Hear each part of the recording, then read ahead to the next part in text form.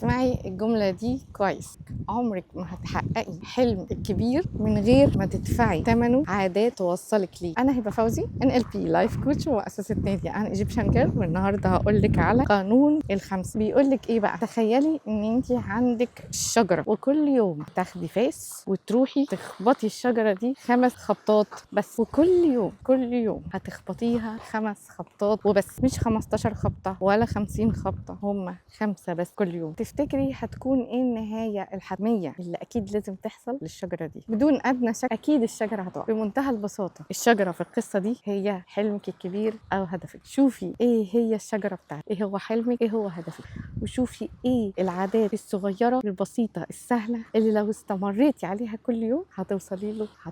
وده اللي بنعلمهولك في كورس نسختك الجديدة، اللي مش هيكون مجرد كورس تخطيط، لا ده كورس هيساعدك انك تفهمي نفسك اكتر، تعرفي ايه هي قيمك العليا عشان تعرفي تخلي رحلتك تحقيق الاحلام ممتعة ليكي انتي، وتكوني فاهمة ليه انتي عايزة الاحلام والاهداف دي، فيكون عندك اعظم دوافع ان انتي تكملي الطريق. وبنرسم معاكي صورة واضحة للشخصية والحياة اللي طول عمرك بتتمنيها، فعقلك يشوفها ويحسها ويصدق ان سهل الوصول اليها. وبنطبق معاكي في الكورس خطوة بخطوة لغاية اما تحققي اول هدف ليك، اول حلم كنت فاكراه صعب الوصول اليه. فلو عايزة تمسكي طريق تحقيق الاحلام وتبني معانا الشخصية القوية اللي قادرة تخلق الحياة اللي طول عمرك بتتمنيها، اكتبي لي نسخة جديدة هنبعت لك التفاصيل وبس. خلاص.